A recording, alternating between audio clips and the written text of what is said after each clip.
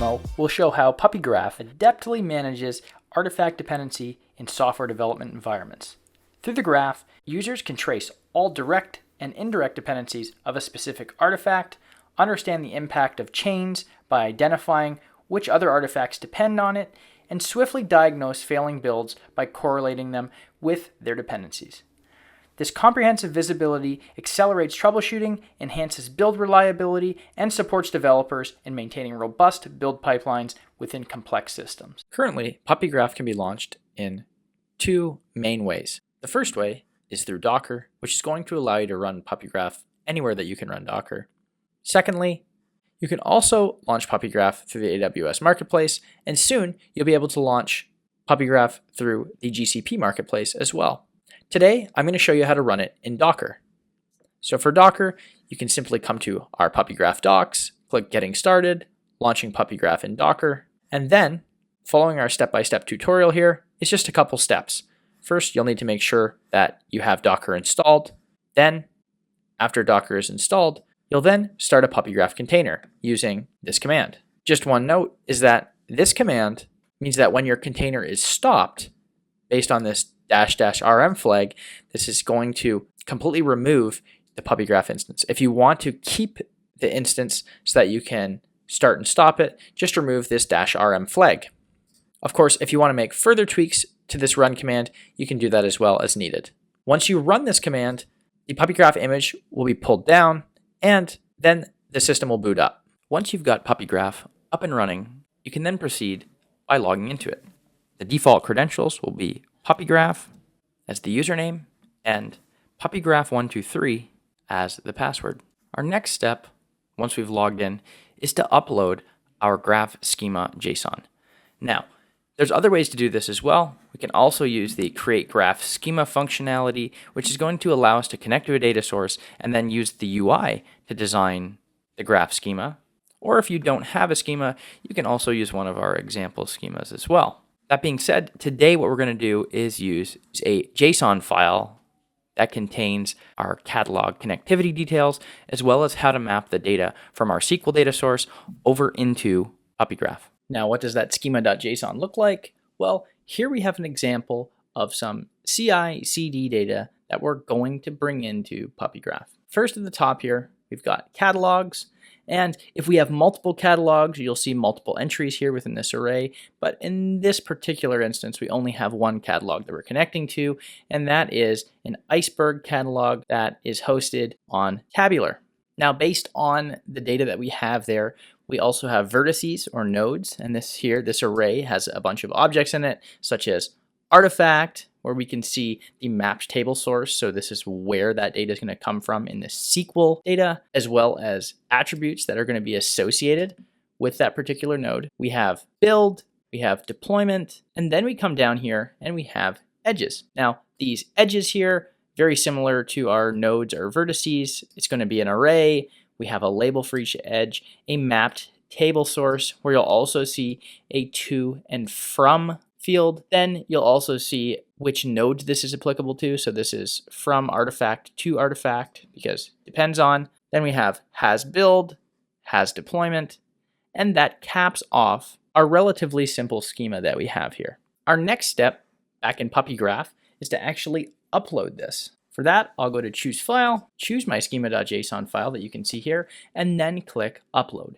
Now we can see that our schema has been uploaded. We can see our nodes such as deployment, artifact, build, and then we can also see the edges, such as this outgoing edge from artifact, which is has deployment or has build.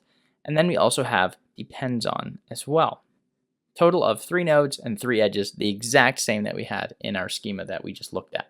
Now let's actually get to querying this data as a graph. So here we'll click on query. The first query that I'm going to run here will be a query to query all the direct and indirect dependencies of a specific artifact. That query is going to look like this, and it's going to be based off of artifact 1. I'm going to run this, and then from here, we can see the output of all of the nodes that are direct or indirect dependencies of artifact number 1, and we can also see all of the edges connecting them.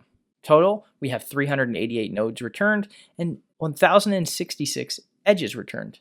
Now, if I wanted to look at this a little bit differently, I could also go to vertical layout, which allows me to see artifact number 1, and then the different layers of dependencies as we move through these. Now we could also look at it in force layout as well, but potentially for a analysis like this, vertical layout might actually make the most sense for us. So we're going to keep it on this for right now. Next, we're going to query which artifacts directly or indirectly depend on a certain artifact. So for that, we'll run this query where we're focusing on artifact 830. And I want to know all of the other artifacts that depend on this specific artifact. I'll first clear my current output, then I will run this query, and here we can see all of the artifacts which directly or indirectly depend on artifact 830. Now, if I want to explore this stuff further, as you noticed, I can actually click on each of these and it will give me all of the independent attributes associated with a particular node. Now, what we can also do is explore this data a little bit further as well. If I right click, you'll see that I can query and view properties, expand with edge label, expand with all edge labels, or remove node. I'm actually going to click on expand with all edge labels, and you can see that we've added a few edges and nodes to this. And if I zoom up a bit here, we can see a bit closer. This artifact is part of this deployment here. You can also see some incoming edges, which are depends on, which we can see here. So artifact 970 depends on artifact 830. And this is how we can actually explore this data, and it will create the queries without us having to do it manually. So as you can see here, as I was clicking around, it was actually showing me the corresponding query to pull out that data. Now, if you wanted to explore this further, we could also right click here, expand with all edge labels, and would then be able to continue to explore this particular data in more and more detail. So this is a great way to build on top of a graph visualization without necessarily knowing the exact queries that you want to run. And you can see the corresponding queries, as I mentioned earlier, that continually populate here.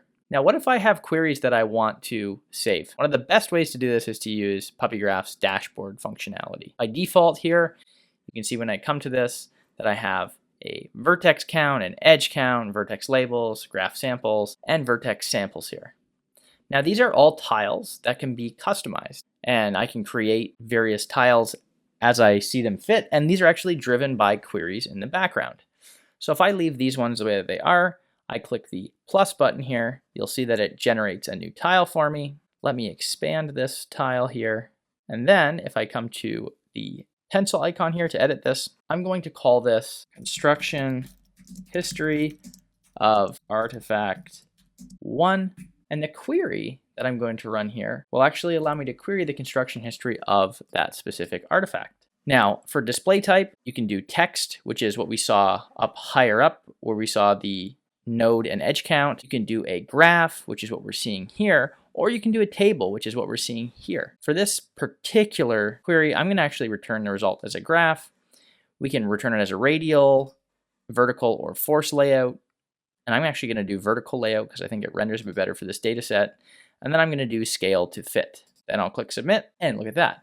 We now have a query that is rendering here, but it's actually going to be saved. So if we go away from this and we're to come back to it, it's actually going to load for us again. So this is a great way to build out queries that folks that might not be as technical or maybe are not as graph capable, or they don't know how to query super effectively, you can build out these queries and have them in this dashboard ready to go. And similar to the query that we did earlier, we can actually click and explore this as well. Now let's add another one of these. I'm just going to click the plus button. Again, make this a bit bigger.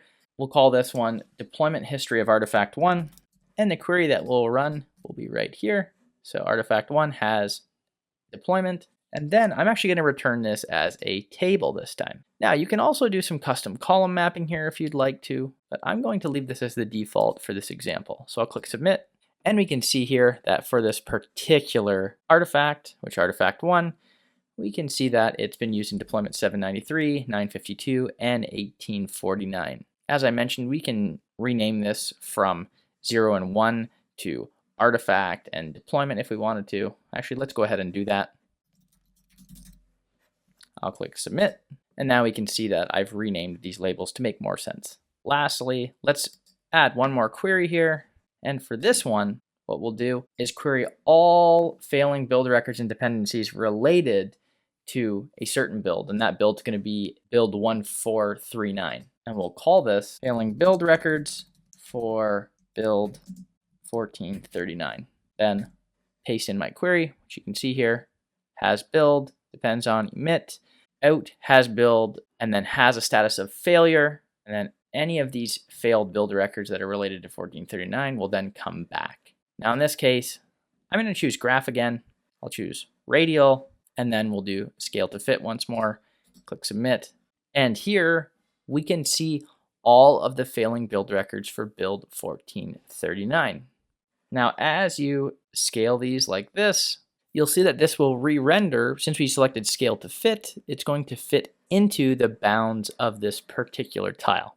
Now, the last thing that I want to show you is the visualization interface that's also available within PuppyGraph. So if I click visualize here on the left and then click start, you'll see a more traditional graph visualization interface that we can use to explore this data. So as you can see, I can click on a specific artifact, and this artifact will then give me some details, including the attributes associated with it. We can also search for a specific artifact, and by leaving this refresh on, if we turn it off, what will happen is as we zoom out, you'll see that more data won't be populated in. However, if we want data to continually be populated, we can run this, and as you can see, it will continually populate based on the current scope within the window.